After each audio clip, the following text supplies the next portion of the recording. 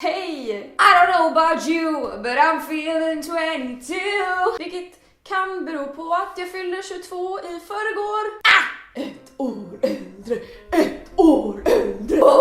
Jajamän, den 9 april år 1994 klockan 16:30 mådde min mamma fett dåligt. Vilket ändå känns ganska rimligt när man ägnat flera timmar åt att klämma ut 3 kilo människa ur ett så här stort hål. Men jag mådde galant! Jag tog mitt första andetag och jag grät. Men ni kan ju känna er fett jävla prankade för jag mådde! Jag levde life! Bokstavligt talat, 22 år sedan. 22 år sedan min mammas vidgade sig flera centimeter och blev typ så här stor.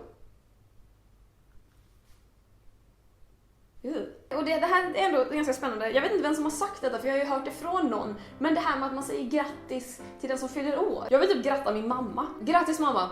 För 22 år sedan låg du med dina nedre regioner vidgade 8 centimeter. Det var säkert skitjobbigt. Jag kan tänka mig att det var bajs överallt. Sen ägnade du 18 år att lägga dina pengar på mat till den här skitungen. Och på kläder och på presenter. Och då fan torka mig om munnen när jag kräktes, vilket jag gjorde en hel del när jag var liten. Men grattis till mig allihopa. Vilket hästjobb jag har gjort. Men jag lyckades. Jag är här nu, 22 år gammal.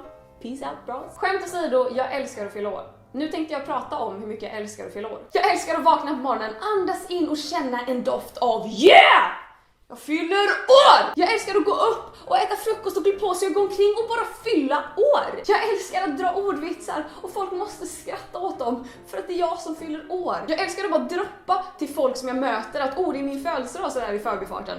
Förbifarten eller förbifarten, I don't know. And if it was my birthday, I wouldn't have to care. Jag är verkligen 9 år mentalt, men fan vad jag har taggat inför min födelsedag. Så i lördags på min födelsedag så hade jag gjort en liten to-do-list för att jag hade saker som jag ville göra på min födelsedag. Födelsedags to-do-list. 1. Sovmorgon. Check. 2. Kostym. Jag köpte en kostym till mig själv i födelsedagspresent. Den satt bra. Det ägde nästa punkt på listan. Kyckling. Okej, handen på hjärtat. Jag måste erkänna en sak. Jag slutade äta allt kött förutom fågel och fisk när jag var 14. Och sen när jag var 19 så slutade jag äta fågel. Och idag så äter jag till 90% vegetariskt. Men ibland äter jag fisk och skaldjur. Och jag saknar inte kött. Dels för att jag inte tycker att det är så gott. Men dels för att det finns så jäkla mycket god vegetarisk mat. Men är det någonting som jag kan gå och sukta efter, då är det Coops färdiggrillade kycklingklubbor.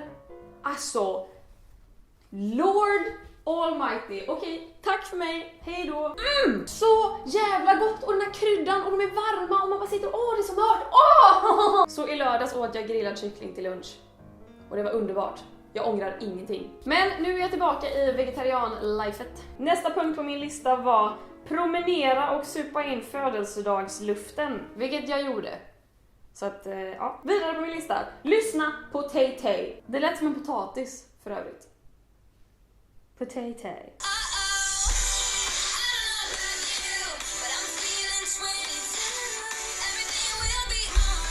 Och sista punkten på min födelsedagslista är prinsesstårta. Funny story om prinsesstårtor då. Jag älskar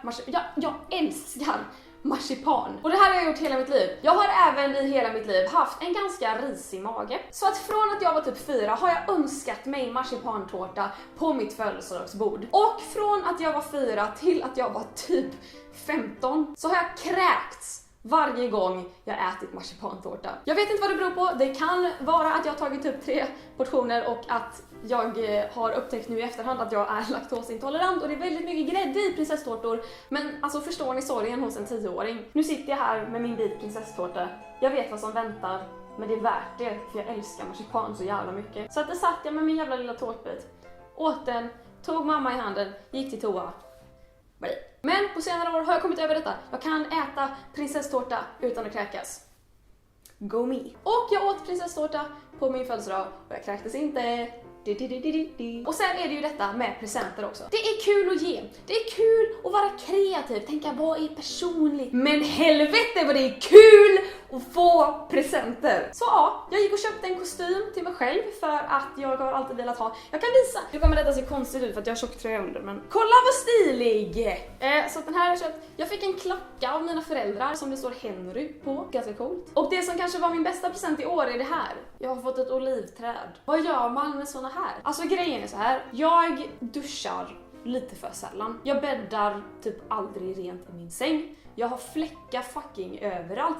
Det möglar saker i mitt kylskåp och när jag ser det tänker jag, men det kanske går att äta imorgon. Men det är intressant för att jag menar, om jag inte kan ta hand om mig själv så kanske jag ändå kan ta hand om en växt.